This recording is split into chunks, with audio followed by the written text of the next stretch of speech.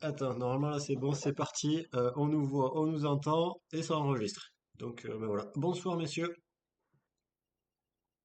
Bonsoir. Bonsoir Fly, bonsoir Cactus. Effectivement, on est reparti pour l'épisode 76. On vous a un peu abandonné la semaine dernière, mais on avait besoin de récupérer après des championnats d'Europe haletants, dont on va évidemment vous reparler. Et puis, bah, on a plein, j'en rajoute un ou pas? Plein d'infos au transfert. Donc, voilà, ça va être un épisode 76 très intéressant. Et donc, on attaque tout de suite avec les championnats d'Europe, où nous étions avec Fly à des positions assez différentes. Fly dans sa position Abel et moi plutôt dans la position.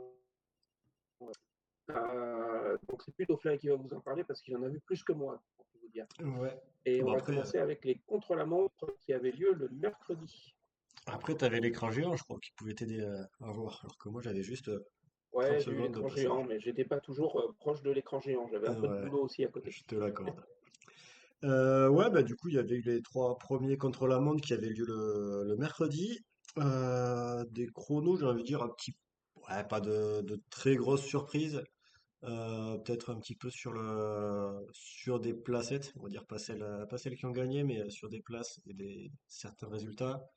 Donc ça a commencé avec les U19, et donc là ben, la surprise c'est plutôt Magdalena Leis, l'Allemande, qui vient prendre une deuxième place. Donc elle a un petit peu profité du vent qui s'est levé en cours d'épreuve, et donc elle a été l'une des premières à partir. Elle prend un très bon temps, et elle vient se faire battre sur la toute fin par la tenante du titre, Paula Ostiz.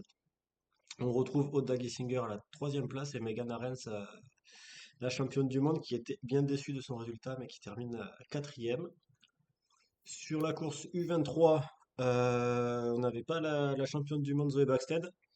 On avait la tenante du titre Anina Attosalo, qui n'est pas venue récupérer son titre, puisque c'est Federica Venturelli, l'italienne, qui est venue chercher ce titre.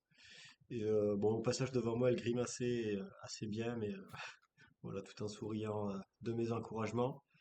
Et en fait, devant moi, elle double Luca Verstraete, la Belge, qui, au passage de la ligne, prend le meilleur temps. Mais bon, elle s'est fait battre par Federica juste après. Voilà pour les U23. Et chez les élites, on va retrouver ben, Marlène Reusser, la championne du monde, qui va s'imposer tranquillement. Deuxième place, je vous suis une surprise pour Mi Biondalo de Stade et Michel Rodevol qui vient prendre la troisième place pour 2 dixièmes, je crois, ou tout petit écart devant Katrina Lorund qui avait été un petit peu dans un premier temps placée troisième, mais voilà, qui malheureusement termine au pied du podium. Voilà, moi, je rajouterais juste pour ce que j'en ai vu, hein, effectivement, la jeune junior allemande Lace, là, qui est très, très sympa et qui a effectivement bénéficié de bonnes conditions. Après, bah, celles qui sont parties plus tard ont eu plus de vent de face. Ça n'a pas empêché certaines d'aller se placer correctement, hein, et en l'occurrence, Paolo Hostis de prendre le titre. Donc, il y avait quand même un petit peu de toxine aussi, je pense, dans les pattes du côté de Megan Arens pour cette partie-là. Et après, ben, Mie Border Lauterstadt, très sympa, qui est resté un long moment dans le hot seat et avec qui j'ai pu bien discuter, qui était effectivement assez surprise de résultat, qui a espéré, parce que tu n'as pas donné la quatrième, ça y est, qui a espéré un temps Si, être avec si, une si, ça a été. compatriote sur le podium. Si, bon, j'ai pas entendu. Faut Et écouter, voilà, hein. malheureusement, ça ne s'est pas fait pour quelques centièmes. Bah, ça coupe un peu, je vous cache pas, de temps en Ok. temps. Je Ouais, je sens que sais. je manque J'ai quelques bouts. vécu l'Ardèche aussi, moi aussi, la semaine dernière. Ah ouais, tu vois, tu comprends. Allez, bah écoute, on va passer à la journée du jeudi 2 avec les relais mixtes. Donc on avait le matin les relais mixtes juniors et l'après-midi les relais mixtes, on va dire double mixte, U23 Exactement. et élite, puisqu'on pouvait avoir des U23 dans les équipes aussi. Ouais, donc sur le relais mixte le matin, bah, je pense ouais, de toute façon c'était parti en deux vagues, donc il y avait la première avec des courses peut-être un petit peu plus faibles et enfin de coureurs aussi, et la deuxième avec bah, pareil les équipes favorites. Mis à part la Pologne qui avait réussi un bon temps, qui était dans la première vague il me semble, qui termine donc troisième sur ce relais. on va retrouver la France qui vient prendre une deuxième place. Donc voilà, c'est pas l'or, mais presque. Et c'est la Norvège d'une certaine Oda Giesinger qui vient s'imposer sur ce relais mixte. Alors, ce qui a souligné, c'est le DNF de l'équipe d'Italie. Malheureusement, il y a eu deux coureuses qui ont été prises dans une chute, donc a priori un petit peu à cause du vent et voilà les vélos qui se touchent. Et malheureusement, deux coureuses n'ont pas pu terminer la course, donc l'italienne a fini toute seule. Et comme il fallait être deux pour passer la ligne, et ben ça compte pas. Donc voilà, donc victoire de la Norvège devant la France et la Pologne. Une petite mésaventure quand même pour les Françaises dans la dernière montée, Exactement, ouais. puisque Enfin, dans la dernière ligne droite même. C'est après la dernière montée, je crois, quand elle essaye de, ouais, ben, elle essaye de repasser gros plateau, mais bon, comme elle était en monoplateau, ben, elle a déraillé. Et du coup, elle se retrouve à, ouais, à perdre quelques secondes. Alors après, la première place se joue à 30 secondes. Donc, pas de regret, hein. De toute façon, même sans cet incident, la France n'allait pas gagner. Et voilà, du coup, ça a rien changé à part peut-être de la motivation supplémentaire dans les derniers mètres. voilà, ça a fait monter l'adrénaline. Exactement. Mais effectivement, ce qu'on disait derrière le podium, il n'y avait pas de regret à avoir. La première place était trop loin de toute façon et la seconde place a été préservée malgré cette petite mésaventure. Voilà.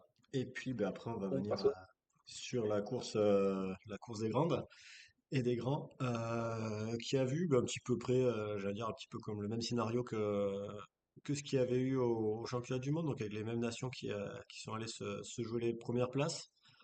Et donc on va retrouver Allemagne, Suisse, Italie et France aux quatre premières places. Avec là c'est Cocorico puisque c'est la France qui est allée s'imposer.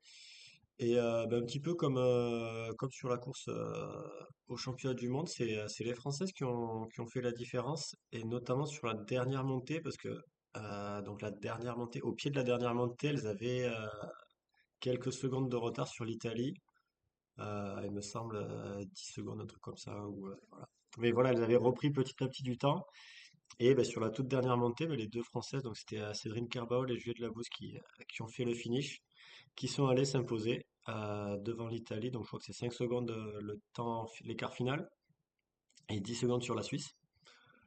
Et voilà, l'Italie a peut-être pas eu la bonne stratégie en courant une grande partie de la course à deux, donc avec c'était Federica Venturelli et Vittoria Guasini. Donc voilà, ils ont fini toutes les deux sous mes chants qui demandaient à Federica de ralentir. Donc elle m'a gentiment écouté et voilà, c'est la France qui allait s'imposer. il faut associer Marion Bourassa, la troisième, effectivement, qui est Effectivement, ouais. troisième de l'équipe, qui est restée. Alors, déjà, qui n'était pas prévue au départ, hein. Je crois que c'était Maëva Skiban qui devait être là, mais qui avait Je suis préféré. pas sûr. Il me semble qu'elle était prévue depuis un Elle a moment. été annoncée dès le début pour le relais Ouais, ouais, mixte, c'est Marie. ça. D'accord, elle était annoncée, ok. Donc voilà, après, elle a bien tenu son rôle, parce qu'effectivement, comme tu l'as souligné, Fly, les Italiennes se sont retrouvées à deux très rapidement, alors que les Françaises sont restées à trois le plus longtemps possible. Marion, elle doit vraiment pas craquer très très loin de la côte finale. Elle a fait son job sur le plat, hein. C'est Ouais, aussi ouais. une pistarde, c'est aussi, voilà, c'est pas quelqu'un qui va emmener sur les montées. Donc elle a fait son job avant et le plus longtemps possible, et c'est ça qui permet aussi à l'équipe de France d'aller chercher ce titre, cette Marseillaise, cette belle Marseillaise reprise en chœur par Fly. On arrivait Évidemment. presque à pas l'entendre au milieu du Oh. public. Par contre, tu m'as Et dit tout que le tu monde m'avais bien chantait aussi. entendu la veille pour Federica hein, sur le podium. Ah, pour Federica, ouais, on Ouais, l'a bah bien là c'est bon. entendu. Là, il y avait Parfait. moins d'Italiens pour chanter, donc Surtout on s'il a chantait bien, la Marseillaise. on Ouais. a bien entendu. Ok, ok. Donc voilà pour les contre-la-montre. Et à partir du vendredi, nous avons basculé côté Ardèche, puisque là nous étions dans la Drôme. Côté Ardèche à Guilherand-Granges pour le début des courses en ligne. Et on a commencé tôt, je peux vous le confirmer, Oui, par la course en ligne des U23. exactement, ouais. Donc il faisait à peu près le matin aussi, hein, je le confirme pour ceux qui étaient en Ouais, vélo et qui, ouais. qui devaient un petit peu se réchauffer un peu plus tard. Alors je vous avais annoncé moi qu'il y avait une grosse montée, donc c'était, j'ai plus le nom, Saint-Romain-de-L'Air, c'est un Val truc comme ça? d'Enfer. Non, l'autre. Ah, Saint-Romain-de-l'Air. Ouais.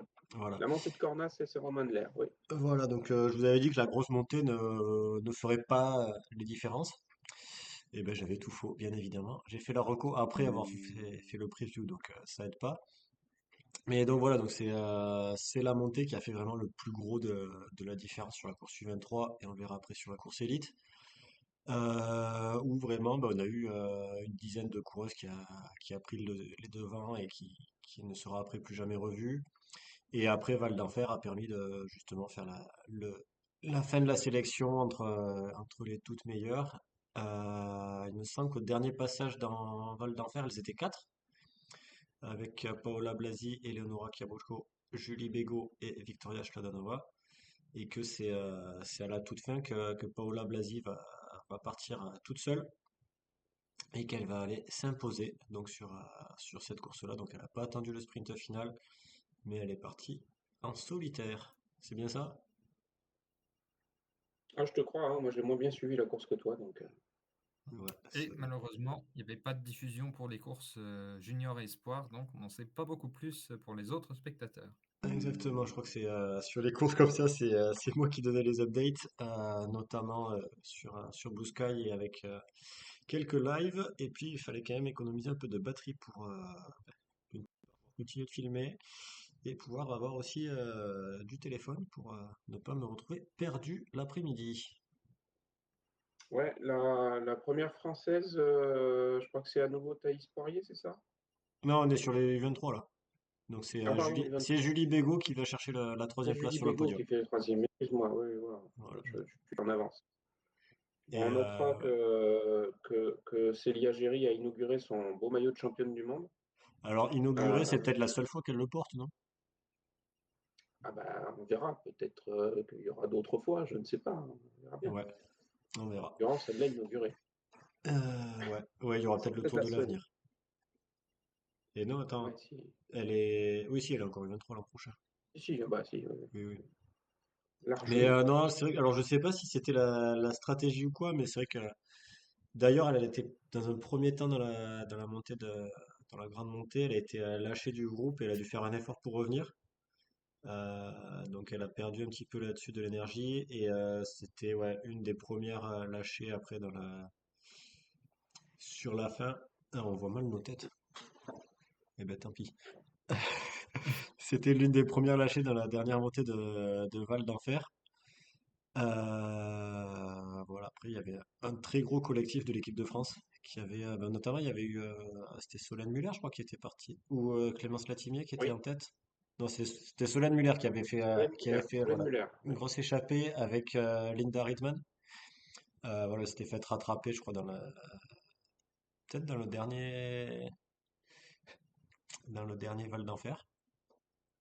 Je sais plus, mais voilà, il y avait encore 3-4 Françaises dans le groupe qui ont pu aider. Et bon, malheureusement, ça n'a pas permis d'aller chercher la victoire, mais bon, un podium pour Julie, c'est quand même un très bon résultat.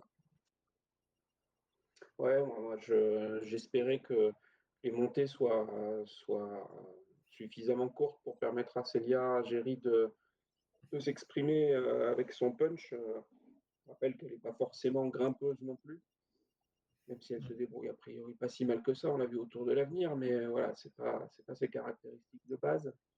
Elle est plus puncheuse. Mais voilà, la course a été peut-être un peu trop dure. Elle s'est peut-être mis un Ouais, petit peu de pression aussi parce qu'elle courait à domicile, il faut être clair. il y a peut-être ça Elle a aussi, ouais. essayé de la faire descendre un petit peu la pression le matin au podium en lui disant que le plus beau des maillots, elle l'avait déjà sur le dos. Mais voilà, c'était sûrement aussi trop fort pour elle pour se dire c'est pas grave. Voilà. Et puis elle prend le Ouais, départ d'une course pour gagner, ça c'est clair. ouais, Mais oui, j'allais dire, de manière générale, pour les courses féminines, la simple, entre guillemets, présence de la montée de Saint-Romain-de-l'Air, ça rend le parcours beaucoup plus difficile qu'au Rwanda, parce qu'au Rwanda, c'était que des montées courtes. Là, on a une montée qui fait quand même 6-7 km, il me semble. Donc ouais. Oui, forcément, ça oui. va permettre Et puis à avec des d'autres pourcentages, types de hein. coureurs de se distinguer. Oui, c'est ça. Pour ceux qui ont fait la montée aussi, je peux confirmer qu'elle est assez longue et il y a vraiment des pourcentages très élevés, donc parfois des petits passages à C'est très 14%. irrégulier. C'est ça, ouais, très Très irrégulier. irrégulier. On monte, enfin, c'est du gros pourcentage, mini replat et ça remonte direct après et il y a ça pendant 10 kilomètres. Ou un petit peu moins, 6-7. Mais ouais, c'est assez dur comme montée. Et pareil, Val d'Enfer, c'est du 2 kilomètres, mais 2 kilomètres bien dur. Mais il n'y avait pas de pavé. Et non, Ouais. non, on goudronne même en Ardèche.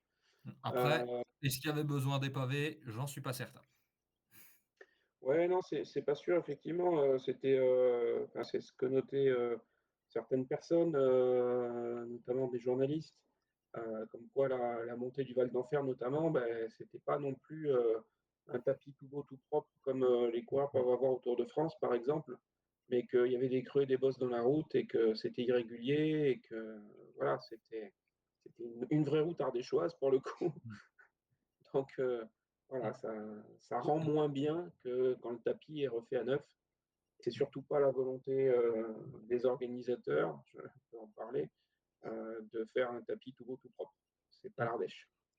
Bah, c'est ça, j'allais dire, autant de ce que disait, bah, notamment sur l'équipe, pour ne pas les citer, les descentes, il y a eu, si besoin, du regoudronnage, etc., pour limiter au maximum les risques, autant dans les montées, c'était pas dans les plans. Non, du tout. Ok, on passe à la course junior, Fly. Ouais, course junior, bah là il n'y avait pas la grande montée, donc c'était juste 3 fois la montée de Val d'Enfer, et bon, c'est clairement ce qui a fait la distinction. On avait ouais, juste les meilleurs qui ont réussi à pouvoir suivre et rester dans des groupes. Donc voilà, au fur et à mesure des tours, on voyait le peloton des favorites qui diminuait, alors qui n'était pas vraiment un peloton après le premier passage, mais voilà, c'était le groupe des Il y en avait favorites. partout, hein. Voilà. Où ben, on avait quand même un petit peu toutes les favorites qui étaient là. Et c'est ouais, dans l'avant-dernier, ou non, dans l'avant-dernier, c'était encore groupé. Et dans le dernier passage, vraiment, il y a la différence qui s'est faite. Avec, il me semble qu'elles sont deux à pouvoir sortir. Donc, avec Paola Ostiz et Anya Grossman. Chantal Pegolo était devant, je crois d'ailleurs. Au début, elle a commencé devant et après, elle s'est faite rattraper. Et lâché. Voilà, oui, un petit peu lâché sur la fin. Et il me semble que Paola ben, va finir toute seule. Il me semble que c'est ça, sur la fin, sur la descente, elle va faire la différence, elle va aller s'imposer. Ben, on va faire le doublé, donc sur ces championnats, on a eu doublé de Paola si on prend les courses en ligne du vendredi, et doublé de Paola Osti si on prend juste les contre-la-montre. Donc voilà, c'est un superbe jour pour l'Espagne, hein, qui ont pu Mm, fêter ça. tout à fait. On t'a vu en photo. Oui, avec Paola, ouais, j'avais réussi à la voir à la fin. D'ailleurs, elle me disait que. Enfin, du coup, je l'ai vue juste après le podium. Et elle avait déjà enlevé le maillot de championne d'Europe pour mettre celui avec l'arc-en-ciel. Et je lui ai demandé lequel elle préférait. Elle m'a dit sans hésiter l'arc-en-ciel. Tant que c'est pas le Movistar, hein. Voilà, on est d'accord là-dessus. Ouais, il fallait effectivement la récupérer à ce moment-là. C'était un petit peu tendu ce jour-là. Donc voilà, c'était très bien. Euh, que dire? Donc oui, bah là, je peux caser ma Thaïs Poirier quand même. Vas-y. C'est ça, elle finit sixième, non? Je sais pas, moi j'ai que le top 4. Ah, t'as que le top 4. Bon, Cactus Ouais. va nous chercher ça, de toute façon, il Mais a il tous me, il tous me les semble que résultats c'était en ça, tête. ouais. Mais ça doit être 6 ou septième de mémoire. Mais oui, je veux dire, le problème, c'est qu'on n'a déjà pas assez de place dans les visuels pour mettre les 4 Oui, premières, la dernière, éventuellement la leader sur les courses par étapes et nos chouchoutes. Donc, c'est un peu compliqué, malheureusement. Ouais, on pourrait ouais, rajouter ouais. première Ouais, française, mais plus grand encore. Quand il y a la place. voilà. Ah, sinon on écrit plus petit. C'est bon, ça je peux faire aussi. Hmm. Il Voilà. restait Ce sera pour une dernière course en ligne, la course des élites qui avait lieu le samedi, Exactement. avec un départ de Privas, la Ouais. préfecture de l'Ardèche, pour arriver à Guilherand-Granges comme les autres courses. Ouais, alors ça, c'est Bah, vrai que. juste avant, On va peut-être revenir. donc Ouais, Thaïs vas-y. Poirier termine 9e. Voilà, bah, c'était 9e, le très 6 à bien. l'envers. On a bien vu. Ouais, mais ça, ce départ là-bas qui était juste pour faire plaisir aux sponsors, donc on va pas y revenir. Bah, il y a eu dans un premier temps, bah, ouais, je pense qu'il s'est pas passé grand-chose sur le début et c'est vraiment bah, le gros call qui a fait toute la différence, hein. J'avais dit que ça ne ferait pas la différence, mais bien évidemment, faut m'écouter dans les previews. C'est là où il y a eu le plus gros du changement avec Il me semble que ouais, c'est des petits groupes qui se forment avec des attaques successives et notamment les Pays-Bas qui vont un peu tout faire changer quoi. Avec, Mm. il me semble que Alors, c'est Misha qui va faire d'abord une première sélection. Je crois qu'il y a Femke Gerritsen aussi qui avait fait un petit bout. Et puis après, ben, on va avoir Anna van der Breggen qui va sortir. Donc on va avoir un groupe de 4 qui va réussir à sortir. Donc avec Demi Vollering, Katarzyna Niewedoma, Anna van der Breggen et Elisa Longo Borghini. Donc sur la fin de la montée. Et puis ben, après, il y a Demi Vollering qui va commencer à prendre un petit écart. Donc il va partir toute seule. Et puis après, je crois que c'est Elisa Longo Borghini qui va doucement se faire lâcher par les deux autres. Ben, en Et puis, fait, donc ouais. Vollering attaque dans oui. Saint-Romain-de-l'Air. Elisa Longo-Borghini essaie de suivre et elle va se faire sauter le caisson, tout simplement. Mm. Ouais, mais c'est pas, enfin, ouais. Au début, elle arrive à suivre. Non, elle n'arrive pas à suivre, mais après, elle reste Elle essaie de avec suivre, Kasia et Anna. alors que Oui. Non, au non, elle essaie début, de suivre, ouais. Elle essaie de suivre oui, Vollering et elle explose et elle se fait rattraper et déposer par les deux autres. c'est Ok, ça. ouais. Neviadoma n'a pas essayé et Van der Breggen est resté en retrait. Mais oui, Ok. Longo-Borghini, c'est la seule qui a essayé de suivre et ça lui a Ouais. pas fait du bien. Et c'est ça, ouais. Et donc après, bon, il y a eu Val d'Enfer où ben, l'écart est un peu resté dans dans le même ordre. Alors, Denis ne m'a pas écouté quand je lui ai dit d'attendre Juliette. Malheureusement, ça marche pas à tous les coups. Tu lui Heureusement as que dit en Fédé. néerlandais, Non, mais à Fédé, je lui avais dit en mais français c'est pour aussi. ça. Fédé, elle m'a bien Mais c'est écouté. pour ça. Ouais. Non, mais après, pareil, les deux autres sont passés. Et ouais, c'est dans le dernier tour, donc la toute petite montée, où là, c'est Elisa Longo-Borghini, elle s'est faite vraiment laisser sur place par le groupe de poursuivantes. Mm. Donc voilà, donc après, ben, t'es mis à gérer le groupe Casia, ou c'est surtout Casia qui roulait, puisque Anna avait son équipière devant. Enfin, après, que les Néerlandais, on sait jamais. Mais voilà, donc jusqu'à la fin où Demi va pouvoir s'imposer en solitaire. Katarzyna Niewedoma va remporter le sprint face à Anna van der Breggen, qui ne lui joue pas le sprint. C'est Mm. à souligner aussi. Alors voilà, c'est bah, parce qu'elle n'a pas roulé, certains disent un manque de respect, ou alors c'est juste qu'elle était complètement cramée et qu'elle n'avait plus les jambes pour Mm. sprinter. Je Bon, ne sais a pas. priori, elle n'a pas du tout joué le sprint. Ouais, elle a pas du tout Elle a joué, même mais voilà, est-ce que c'est parce qu'elle avait pas de jambes ou est-ce que c'est parce que juste elle laisse gagner? Alors pour vous donner juste l'info, moi j'ai récupéré Anna van der Breggen justement Mm. vers le protocole. Euh, Elle était pas, enfin je l'ai récupérée très rapidement. On a attendu beaucoup plus longtemps pour avoir Niewiadoma, mais Anna van der Breggen, voilà, elle a pris un truc ou deux à son soigneur, une veste et puis on est parti direct. Elle n'était pas Ok, ouais. plus essoufflée que ça. Donc c'est voilà plus L'impression que ça donnait, ouais, c'est vraiment ouais, qu'elle lui a laissé, mais qu'elle avait clairement les moyens d'aller chercher la médaille d'argent si elle avait envie. ok. Bon ben voilà, donc du Mm. coup on a la réponse. Et derrière, ben, le sprint avec les autres favorites qui vient échouer pour la quatrième place, remporté par Francisca Cor, donc future coureuse de la FDJ. Et Je vérifie parce il me que semble qu'elles étaient quatre sur le sprint. Enfin, quatre à peu près à passer la ligne quasiment en même temps, donc avec Francisca Cor, Elise Chabet et Juliette Labousse qui viennent un petit peu, toutes les quatre venir faire le sprint. alors, Juliette, elle fait 6, c'est sûr. Ça doit être Mavi Garcia qui fait 7 derrière. Par contre, entre Francie et Elise, je suis pas tout à fait sûr parce que ça a été annoncé les deux. Enfin, les deux ont Ok, été ouais. annoncés à un moment quatrième. Donc, je vais vérifier ce qui est indiqué maintenant. Je pense que c'est Francisca Cor qui est quatrième. Et on termine avec Antonia Niedermayer qui termine huitième. Euh, Ben, moi, là, sur First Cycling, ça me donne Elise Chabet quatrième. ok, bon, D'accord. ben, voilà. Quelqu'un a dû se rater en faisant le visuel, là, je ne dirai pas qui, parce que c'est pas moi qui l'ai fait. Mais ouais, non, je Ah, me bah, souviens que après, ça un avait été médaille serré. chocolat pour la Suisse, c'est logique, hein. Oui, oui. Ben voilà, je pense que on a fait le tour un petit peu de ces championnats d'Europe. Bah oui, c'était bien, Fly. Ouais, c'était génial. Je regrette pas ma présence. Je vais ramener en plus quatre maillots que j'ai dû ranger. Mais voilà, dont un maillot de champion du monde, un maillot de champion d'Italie, un maillot d'Elisa et un maillot de Camilla. Donc je vais pas m'en plaindre. Faut pas les ranger, les maillots. Alors, j'ai pas entendu ce que tu as dit, ce qu'il fallait faire, mais ouais, en fait, il y a Je quelqu'un qui disais, doit ranger l'intégralité de sa maison, là. ah, Voilà.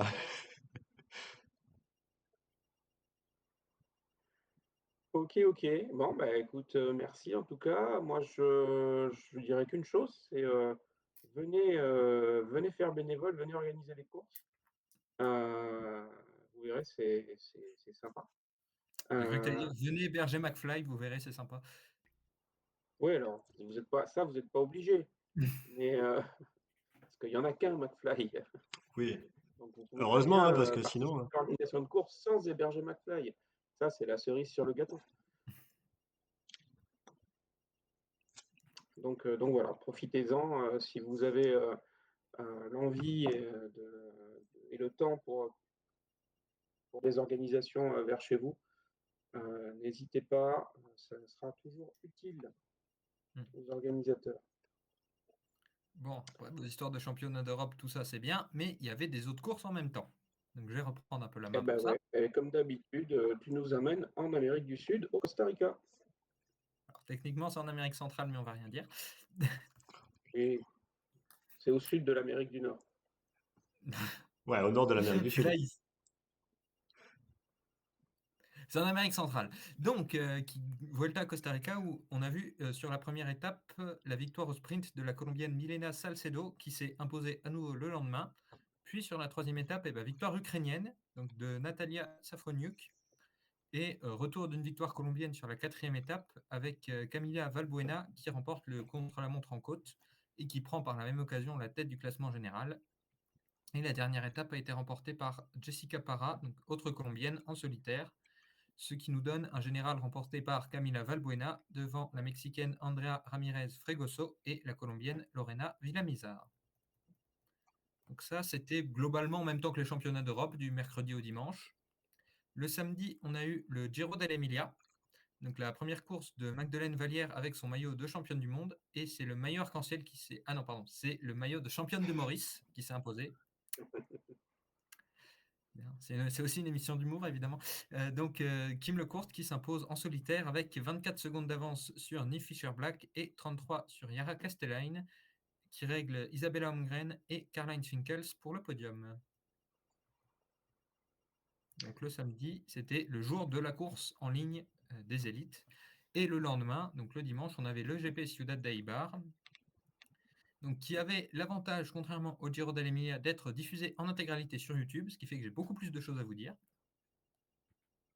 Je peux par exemple vous parler des 5 échappés, donc l'Ukrainienne Katerina Velichko, la Portugaise Raquel Diaz et l'Espagnole Laia Bosch, qui ont été ensuite rejointes par Maria Banles et Lizzie Brook. Alors juste, On si a eu tu peux nous dire parmi les cinq laquelle est meilleure au sprint? Il y a un classement des sprints, j'ai pas noté le résultat, Dommage. donc il faudrait chercher. Donc à noter qu'il y a eu une neutralisation de la course à cause d'un éboulement, donc, qui a rendu la chaussée praticable trop étroite pour pas forcément pour les coureurs en tant que tels, mais surtout pour la course, l'organisation, etc. Donc la course a repris par la suite. À 40 km, alors que les échappées n'étaient pas encore toutes reprises, on a eu une attaque de Lily Williams pour Human Power Health. Donc on a eu également des chutes. On n'avait pas forcément beaucoup de pluie, mais une route assez humide, donc notamment Anne Esteban et Janina Kuskova qui sont tombées dans les dernières dizaines de kilomètres, pardon, oui. Dernière dizaine de kilomètres, c'est mieux si je fais des phrases qui veulent dire quelque chose. Puis on est arrivé sur la dernière montée, donc la montée d'Ixchoua, où on a vu Lily Williams reprise à 9 km de l'arrivée. À ce moment-là, c'est Deborah Silvestri qui a contré pour Laboral, suivi avec un temps de retard par Uzwa Ostolazza et Noémie Thompson, qui sont revenus sur l'italienne peu avant le sommet, et Ostolazza a contré directement là aussi. Et au moment du sommet, donc, on a Ostolazza en tête, puis Silvestri, Thompson et Alice Coutinho, la française de Massy Baxter, qui est revenue sur les premières poursuivantes. Et il y a une quinzaine de secondes à ce moment-là entre ces groupes. Derrière, on a Gada Borghesi qui est 5e. Mais dans la descente, on a une chute de Deborah Silvestri, Puis on a une chute d'Uzo Ostolaza.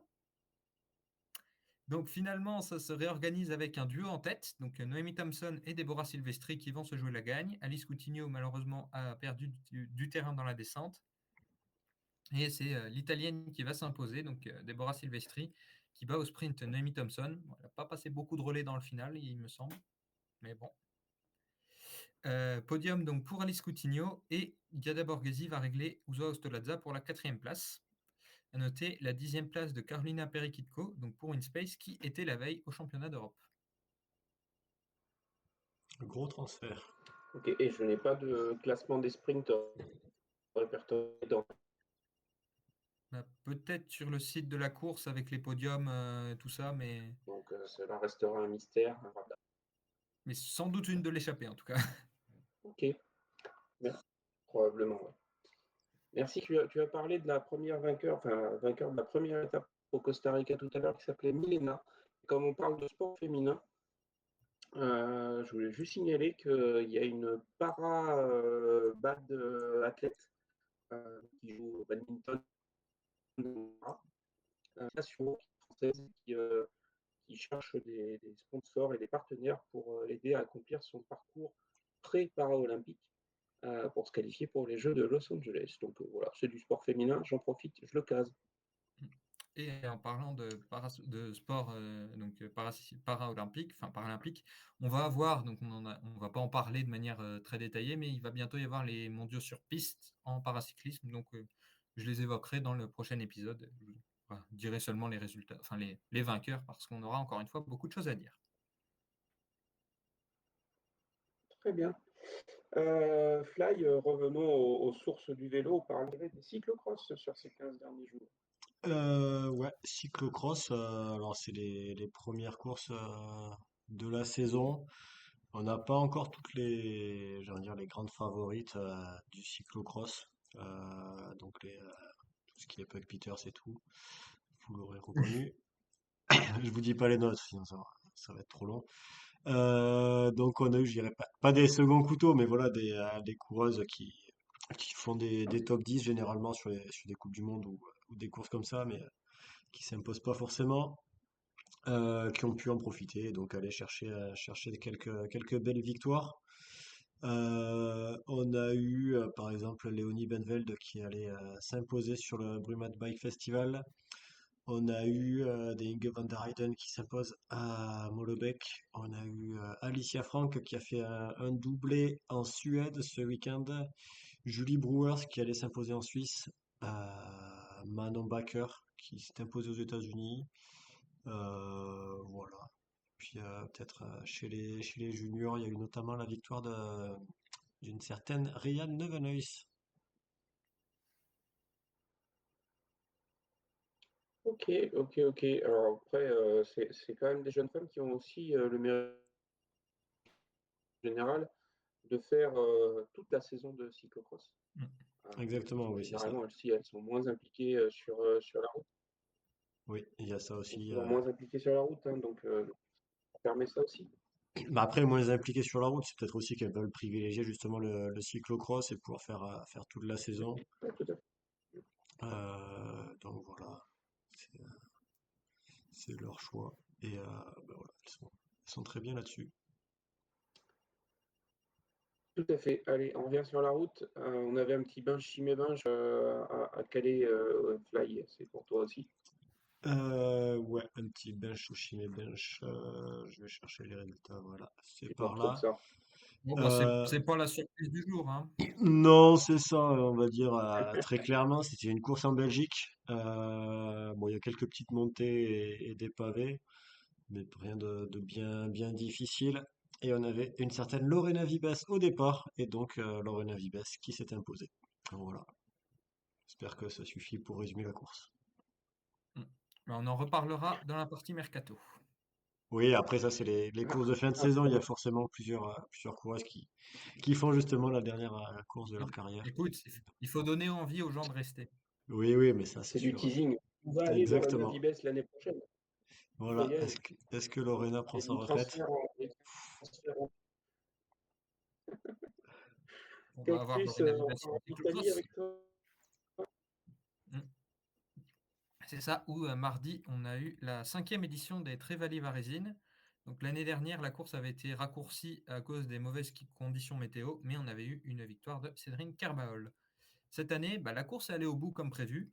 On a d'abord eu une échappée avec notamment Emma Comte pour Cofidis et une certaine Eleonora Labella. Exactement.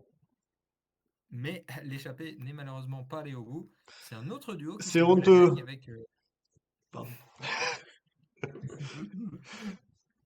avec deux coureurs qui n'avaient pas leur maillot d'équipe, puisque c'est la championne d'Italie, Elisa Longo-Borghini, qui s'est imposée au sprint devant la championne d'Europe, Demi Vollering.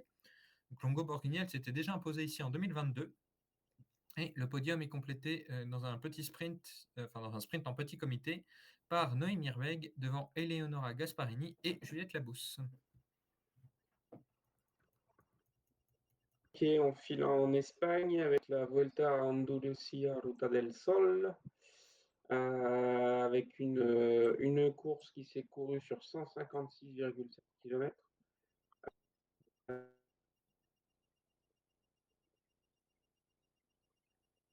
Et où il y a eu au départ, et il y en avait encore moins à l'arrivée. On aurait cru des championnats d'Europe quasiment, puisqu'elles ne sont que 20 à l'arrivée, et il y en a un petit peu partout. Au final, c'est quand même Kat Ferguson qui, pour la Movistar Team, règle Ushuaia Stolazza de la Laboral au sprint. À 10 secondes derrière, on trouve Marie Meyering, toujours pour la Movistar. Elle a probablement lancé Kat Ferguson. Suivi la Cova à nouveau pour la Laboral. Donc on alterne, hein, Movistar, Laboral, Movistar, Laboral, Alors, vous avez compris. Donc a priori, Agua Marina Spina. Ouais. A priori, de ce que j'ai pu voir, donc moi j'ai pas pu suivre la course, mais je remercie les spécialistes sur le forum du groupe Eto, notamment Oro, qui a indiqué que Yulia Birukova était en tête assez largement dans la dernière montée, mais qu'elle est là aussi tombée dans la descente. Beaucoup de chutes. Voilà. D'accord. Pour aller manger vélo l'année prochaine. Donc on retrouve à la 5e place Agua Marina Espiola pour la team Farto, qui va probablement se faire recruter par la Movistar, puisque c'était normalement dans l'alternance Movistar Laboral à une Movistar de se trouver à cette 5e place, puisqu'à la 6e, on retrouve Deborah Silvestri, qui était déjà tombée à la course précédente, donc là j'espère qu'il n'est pas retombé, mais qui fait toujours partie de la Laboral. Évidemment, on enchaîne avec une Movistar, Paula Patigno, hein, on continue à respecter les choses. Puis Maïté courait sous le maillot du groupe Hélène Luc, mais qui est stagiaire. Même place pour Olivia Baril. Et là, je pense qu'il n'y avait plus de gage du côté de la Laboral. Donc, on enchaîne les Movistar avec Sarah Martin et Claire Stills pour faire le top 11. Voilà pour cette course. Course qui risque de ne pas être homologuée, si on peut dire, par l'UCI en raison du faible nombre de partantes. Tout à fait, tout à fait. Allez, on retourne en Italie avec toi, Cactus, pour le Trofeo Test. C'est ça. Donc, nouvelle course italienne qui a eu sa première édition cette année. Donc, course pour grimpeuse avec l'arrivée en haut d'Europa, donc 12,4 km à 6,2% de moyenne. Donc, quand même une belle petite montée. Hein. C'est pas tout à fait la même chose que Binche. Oh, tout de Et suite, sans ça surprise, critique. c'est une grimpeuse qui s'est imposée sur ce trophée du textile et de la mode, si on traduit, la championne d'Italie et vainqueur du Giro, Elisa Longo-Borghini, qui s'est isolée à 3 km de l'arrivée. Elle devance Marlene Reusser de 37 secondes et Urs Kasigart de 54 secondes. Puis on a Brody Chapman et Mireia Benito pour compléter le top 5. Et avec cette victoire, Elisa Longo-Borghini remporte la Coppa Italia delle Regioni avant même la dernière manche qui aura lieu mercredi. Allez, on remonte au nord avec le Limbourg. Fly, tu étais à domicile pour les mondiaux de Gravel. Ah ouais, j'étais à domicile et tellement à domicile que comme j'étais malade, je suis resté à domicile. Euh, Voilà. donc voilà, malheureusement, c'était la course qui était à côté. Écoute, c'est les mondiaux de Gravel où c'est des coureurs sur route qui viennent faire la course. Voilà, c'est un petit peu ce qui est reproché à cette course, malheureusement. Alors après, ça permet d'avoir des beaux noms qui viennent remplir le palmarès. Donc on a eu quoi? On a eu bon, d'abord ça a commencé en peloton. Il y a eu ensuite un petit groupe de 5 coureuses qui a pris un petit peu d'avance avec 4 Néerlandaises, il me semble, c'est parmi les 5. Donc je crois qu'il y avait une Allemande qui était Rosa Klauser avec Marianne Vos, Lorena Vibes, Maud Reinbeck et je ne sais plus qui était la 5e. Voilà, après bon ça c'est un peu c'est revenu derrière et puis ça s'est un peu resplitté. On a eu une attaque sur la fin vers 10, un peu plus de 10 kilomètres de Shirin Van Anrooy qui a pu partir toute seule. Et derrière elle, il y avait un petit groupe de 5 coureuses avec, on va dire, des équipières, hein, puisque bon, elles avaient le même maillot des Pays-Bas, donc avec Yara Kastelein, Marianne Vos et Lorena Vibes du côté des Néerlandaises. Et puis on avait Silvia Persico pour l'Italie et Julia Kopecki pour la République tchèque. Mais pour Lorena Vibes aussi, puisqu'on a quand même roulé pour que le groupe puisse revenir et que son équipière de chez SD Works puisse aller chercher le sprint. Et c'est effectivement ce qui a eu lieu, puisque dans les derniers mètres, Lorena Vibes a pu rien qu'avec son sprint, boucher les 15 secondes qui séparaient le groupe. Donc, il était revenu à 5 secondes, donc elle a juste repris, malheureusement, Shirin qui va se faire sauter sur la dernière ligne droite. Lorena s'impose donc devant Marianne Vos et Silvia Persico. Alors, Lorena Vibes qui jouait un peu à domicile. Et il y a une petite polémique parce que visiblement, pas Shirin, mais Yara Kastelein a aussi contribué à la poursuite, si on peut dire. Ouais. Après, oui, disons qu'elle revient, elle fait une place de mieux, hein. Elle fait top 4, elle aurait pu faire podium. Si elle revient pas, elle sait qu'elle se retrouve avec Lorena Vibes et Marianne Vos. S'il y a Shirin devant, jamais elle finit sur le podium, quoi. Hmm. Et visiblement, elle n'a pas fini sur le podium non plus. Voilà, certes, mais bon. Non, mais Si- voilà, Ouais, ouais, c'est ce alors, que- c'est ce c'est qui une- a été assez évoqué sur les réseaux sociaux. Il me semble que le fait de courir par équipe nationale, c'était surtout un truc d'organisation plutôt que de stratégie en Effectivement. termes de Alors en fait, course. ouais, comme je disais, moi, grosso modo, le maillot national, c'est parce que c'est organisé par l'UCI et que ça s'appelle Championnat du monde. Hmm. Puisque si on regarde comment se qualifier, c'est de manière individuelle sur les courses. Hmm. Alors après, il y a des sélections qui peuvent rajouter quelques coureuses en les Hmm. invitant si elles font pas de gravel, hein, puisque c'est le cas par exemple d'autres coureuses. Je ne sais pas si Yara avait fait une marche de gravel par exemple. Pareil pour Shirin. Voilà. Il n'y a pas de quota par pays. C'est-à-dire que si les Pays-Bas, si elles sont 50 à se qualifier, les 50 sont au départ. Tandis que s'il y a une seule manche de gravel en Islande par exemple, il y a moins de coureuses qui peuvent participer, puisqu'après les quotas sont aussi faits par rapport au nombre de coureurs au départ. Donc c'est-à-dire que si la manche de gravel en Islande attire 100 personnes, il peut y en avoir que 25 qui peuvent se qualifier, je crois, ou quelque chose comme ça. Enfin, en prenant Oui, il y a des. voilà, ça dépend des quotas comme ça. Donc forcément, aux Pays-Bas, je crois qu'il y a 2 manches aux Pays-Bas, une en Allemagne juste à côté de la frontière, et puis une ou deux en Belgique. Donc ça aide aussi à pouvoir participer. Et puis après, voilà, il n'y a pas non plus. Je crois qu'au niveau des feeding zones, donc des ravitaillements, c'est chaque coureur qui se débrouille comme il peut. C'est pas la nation qui fait ça. Et puis il n'y a pas forcément de stratégie d'équipe. Alors si les Pays-Bas avaient fait une reco pour certaines coureuses, il me semble une dizaine qui étaient là, qui avaient fait la reco. Mais voilà, c'est pas une stratégie d'équipe comme on peut le voir sur des championnats d'Europe en course en ligne ou sur route. Et puis voilà aussi, normalement une course de gravel, c'est une discipline individuelle, donc il y a moins de jeux d'équipe normalement. Oui. Bon, au final, c'est du grand n'importe quoi et c'est effectivement ce que ça a donné à l'image, puisque alors Castella, il a peut-être roulé un petit peu pour revenir sur Van Anrooy, mais c'est surtout Kopechki qui fait le boulot avant, Exactement, ouais. Hmm. elle qui maintient l'écart, hein, donc Ouais. voilà, et après, oui, effectivement, au final, on voit que c'est chacun pour soi. Donc, Et après, si on regarde aussi, c'est une course de gravel, et je crois que j'avais regardé dans le top 10, elles sont 3 à avoir fait au moins une autre course de gravel dans l'année. Hmm. Voilà. Donc voilà, c'est ouais, c'est aussi ce que je reproche un petit peu à cette course, c'est que bah, des coureurs qui sont spécialistes de la discipline vont faire que du gravel. Et le circuit, ou peut-être voilà aussi les performances des courses, tout simplement, qui fait que ben, voilà, des courses courent sur route et donc sont les meilleures mondiales peut-être ben, viennent et voilà, sans faire de gravel et sans être pro pour cette discipline, vont venir s'imposer et prendre les places à celles qui passent leur saison sur cette discipline. Donc c'est vrai que c'est un peu dommage.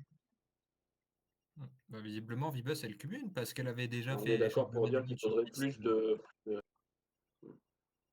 ouais, sans être. on est d'accord pour dire qu'il faudrait plus de sélection à l'entrée pour avoir vraiment des personnes qui font du gravel et pas juste quelqu'un qui vient Ouais, pour essayer de récupérer un titre ou une ouais, c'est médaille. ça. Ben, après, si on regarde aussi le nombre de partants sur les championnats du monde, ouais, elles étaient 105, je crois, à partir. Si on regarde les championnats du monde sur route, c'est quand même un peu différent. Et surtout sur les 105, je crois qu'elles étaient une trentaine des Pays-Bas.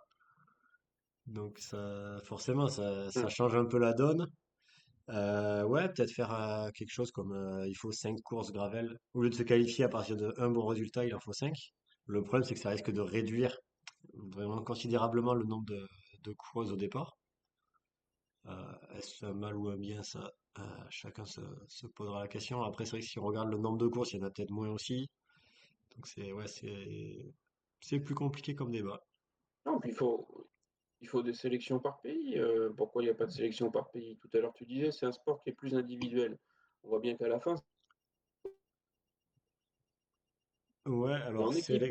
sélection par pays, Celui qui fait pas le boulot, ouais, et si ça s'entend pas pour revenir sur Van Nistelrooy, enfin voilà, c'est des équipes de circonstances, mais ça court quand même d'une certaine manière en équipe. faut Faut aussi voir voir les qui choses paye, clairement. parce Parce que que je là, les sais gens ne pas. comprennent plus rien. Ouais, donc je disais, il faut voir qui paye aussi, parce que je sais pas si la fédération française a payé pour les cours. Donc si on regarde déjà sur la course femme, ben, elles étaient zéro au départ. Il y en avait quelques-unes après dans les catégories d'âge, mais il me semble que la règle, c'est chacun se démerde, tu te fais ton maillot. Il faut qu'il soit aux couleurs de l'équipe de France, mais tu te démerdes à faire le maillot, et puis la Fédé ne paye rien du tout. Donc après, ça, c'est à chaque Fédé de voir le truc. Et puis tant qu'on y est d'ailleurs, en Après, parlant des ouais, catégories peut-être d'âge, aussi, hein, je voulais juste signaler que sur la catégorie 19-34, qui est bah, celle où il y a le plus de coureuses connues, c'est Elisa Cerné, donc elle aussi pour les Pays-Bas, qui allait s'imposer.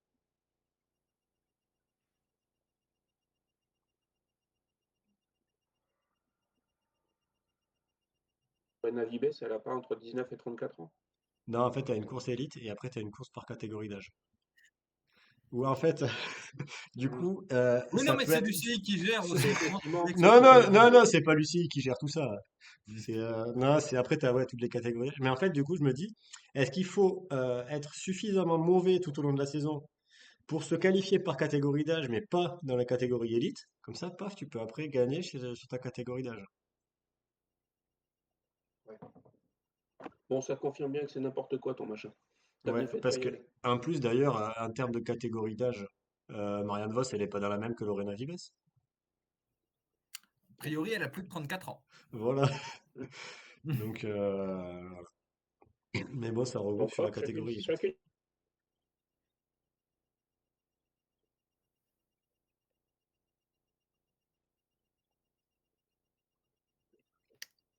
Allez, On n'a absolument rien entendu de ta dernière phrase. c'est pas du continental. Ah, pardon. On passe à des choses plus sérieuses, disais-je, puisque tu vas nous parler de championnats, quasiment des championnats mini-continentaux. C'est ça, les championnats des Caraïbes qui ont eu lieu ce week-end au Belize, donc qui est en Amérique du Sud, en Amérique centrale évidemment, C'est pareil. mais donc avec le chrono samedi qui a été remporté par Teniel Campbell pour Trinidad et Tobago devant Laurie Sharp, donc l'ancienne de Canyon pour la Jamaïque, et Gabriela Arnold pour les Bermudes. Et dimanche, doublé pour Teniel Campbell avec la course en ligne devant Gabriela Arnold à nouveau et Evelyne Diaz-Matos pour Cuba. Quatrième place pour Bérénice Paul côté français slash guadeloupéen.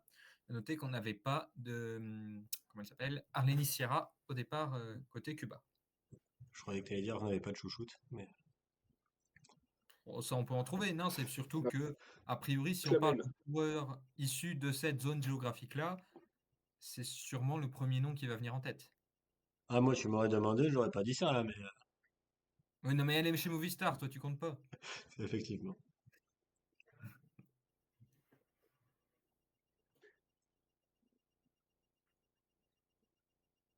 Qu'on a fait le tour des résultats, ça serait quand même pas.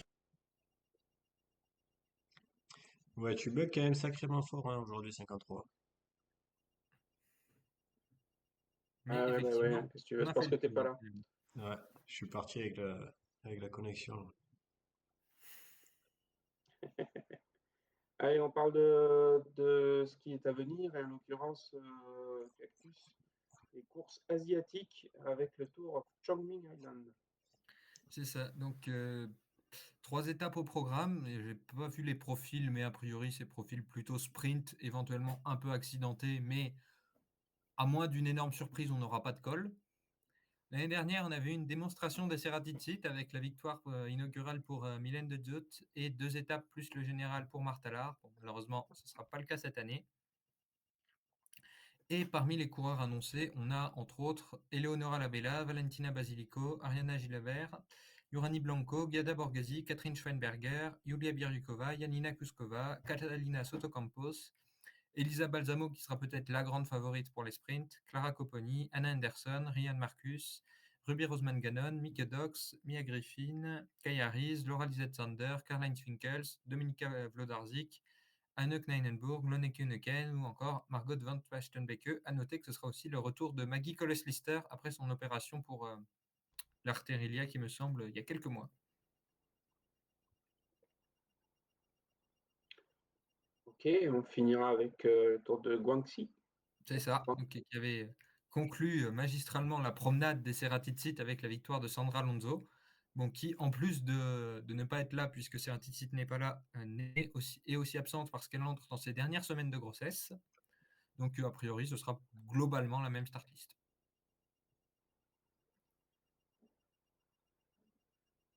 Tout à fait. Parcours un peu plus accidenté peut-être, mais là encore, c'est pas de la haute montagne habituellement.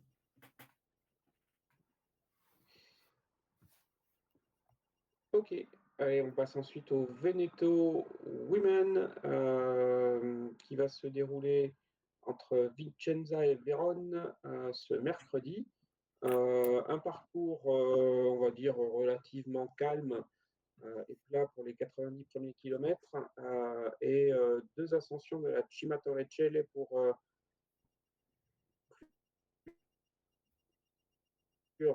avant l'arrivée à Vérone. Donc, moins de 100 mètres sur 3 km en gros, 3-4 km. Donc ça va normalement faire, si ces dames veulent bien se donner la peine de mettre un bon petit tempo, ce dont je ne doute absolument pas. Au niveau des partantes, donc on aura 124 km au total. Au niveau des partantes, on a pour l'instant peu d'informations sur les équipes.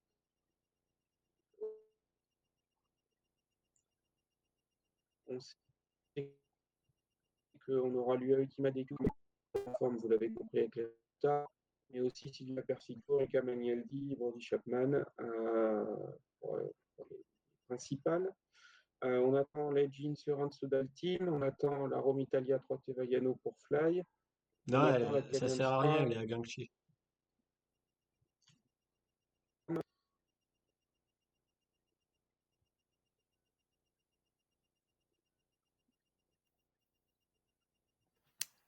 et Aveyron.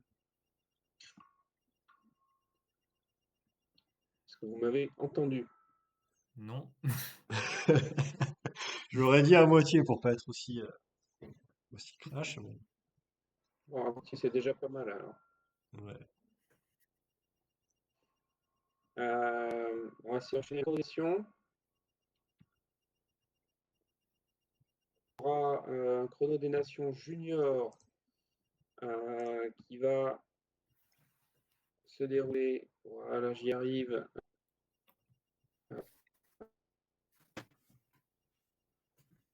des herbiers, bien entendu, le chrono des nations. Véro Garnier, Chris, le kilomètre.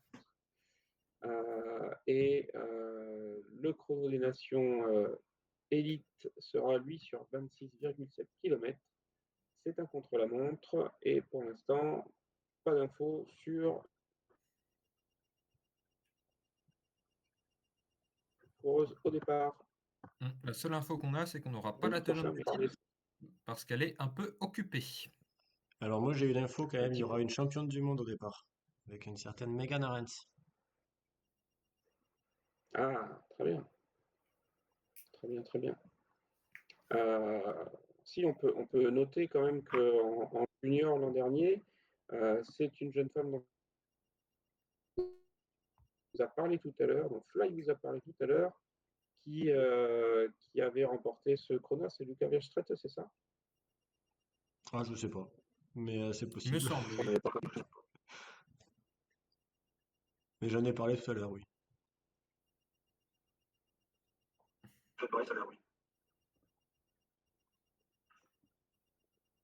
parlé, pas tous en même temps.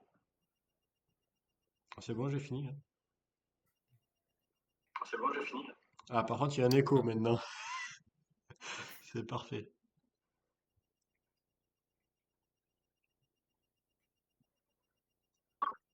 Dernier en junior, c'est ça? On va dire que c'est ça. on galère à peine. Bon, allez, parle-nous de cyclocross Fly. Ouais, bah, cyclocross qui va continuer. Bon, toujours des cyclocross un petit peu partout. Il y en aura au Portugal, il y en aura en Suède encore. Il y en aura en France avec le début de la Coupe de France qui aura lieu à Albi. Alors, les premières manches, ça sera le 25 et le 26. Normalement, c'est ça. Donc, c'est pas ce week-end, c'est celui d'après. On aura après évidemment des courses en Belgique et aux Pays-Bas avec le Kermis Cross d'Ardouilly, l'Exalt Cross qui va se lancer à Essen, le Super Prestige qui va se lancer à Rudervoorde. On va avoir un cyclocross de nuit avec le Naert van Woerden, donc ça qui est un circuit plutôt urbain, il me semble, qui est à côté d'un stade et qui voit notamment par exemple Lorena Vibes participer sur les dernières éditions. Il me semble qu'elle avait même gagné sur l'année dernière. On va aussi avoir l'Exalt Cross d'Erderstrand. Voilà, donc un petit peu de quoi se mettre sous la main. Le Super Prestige d'Overice, tiens, il est en Super Prestige maintenant cette année, lui. Ben voilà. Non, mais ça change tout le temps, de toute façon, ces histoires. Donc, bon, voilà, c'est des cyclocross en Belgique. Voilà. Regardez le calendrier et puis vous trouverez toujours quelque chose dans le coin.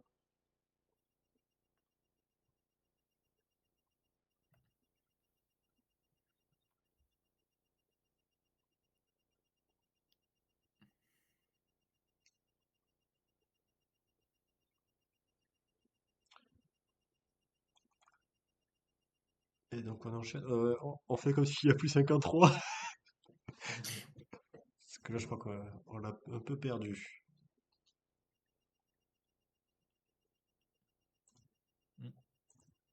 Ouais. Bon, bah allez. Ben, on va passer aux actus.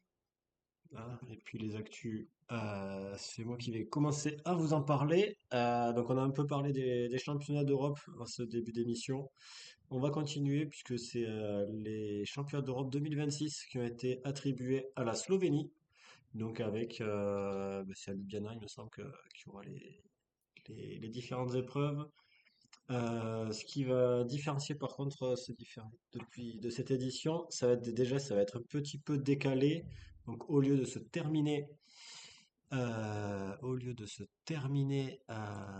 semaine après les championnats du monde, ça va commencer une semaine après les championnats du monde donc pour permettre un petit peu de lutter contre les hauts transferts depuis le Canada et aussi du décalage horaire. Donc on va commencer avec un premier week-end avec la course élite femmes le samedi, course junior le dimanche. Le lundi, on va avoir les courses U23. Le mardi, les relais mixtes. Et on terminera avec les chronos le mercredi. Donc voilà, j'ai pas la date exacte, mais ça sera sur la fin de l'année.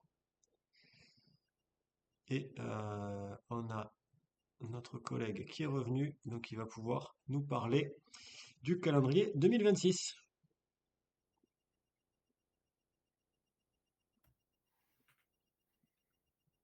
Non, il n'est pas revenu.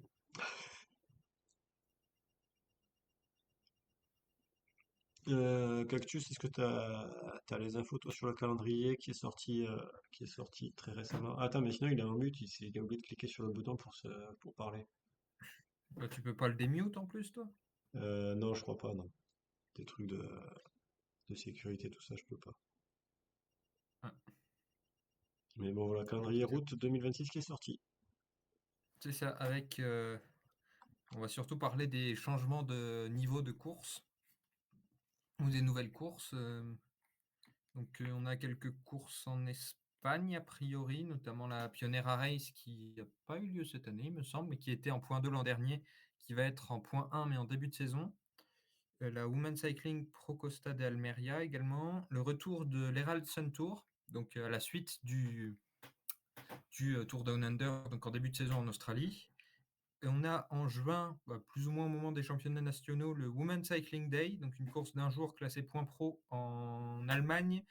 À noter que les coordonnées de référence sur le site de l'UCI, c'est ceux du Lotto Thuringen Ladies Tour. Donc on peut imaginer que ce soit une réinvention entre guillemets de la course.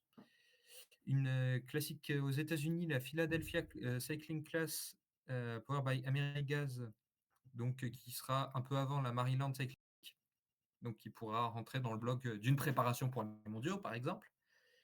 Et la Pointe du Raz Ladies qui va être déplacée en septembre avec une autre course de la même organisation, Tout commence en Finistère Ladies Classic. On aura également quelques promotions, par exemple la Surf Coast Classic qui va passer en point pro, la Classica de Almeria également, la Midwest Cycling Classic qui va devenir une point 1, comme le Tour de Thaïlande, Dwarsdorf-Vlaanderen qui va intégrer le World Tour, le Skelde Prize qui va passer en pro, le Région Pays de la Loire Tour en point 1, le Tour of Norway et le Tour des Pyrénées et le Tour de Pologne aussi. D'ailleurs, les 3 courses par étapes vont devenir également des points pro. Et l'Egmont Cycling Race va devenir une point 1 et le Grand Prix Van Impe, le Lucien Van Impe, pardon, une point pro. On a quelques changements, notamment la Maryland Cycling Classic qui va devenir une course par étapes, mais toujours dans cette même période de début septembre. Et le Tour de l'Ardèche qui va devenir les boucles Drôme-Ardèche Femmes, mais toujours à cette même période également de début mi-septembre. On a le Grand Prix de Eibar qui va perdre une catégorie et qui va être ramené à sa place de l'an dernier, donc au mois de mai.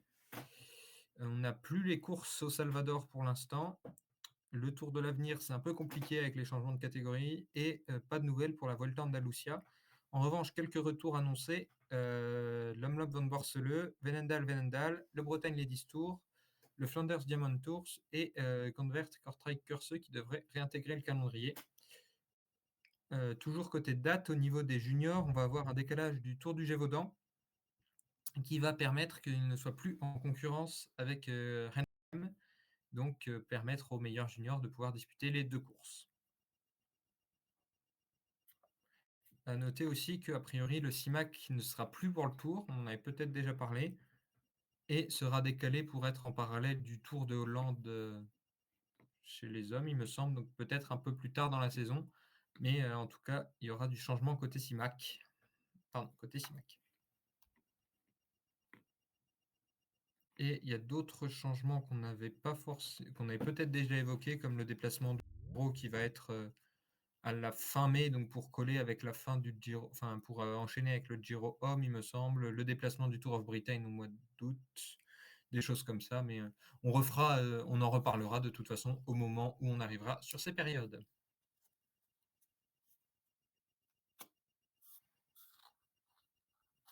Et je ne t'entends plus.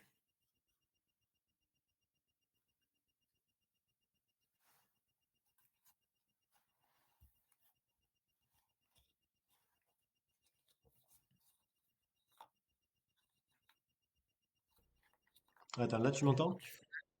Là, je t'entends. Là tu m'entends, ok, c'est moi qui avais coupé le son, évidemment, ça marche moins bien. Du coup, je m'entendais forcément.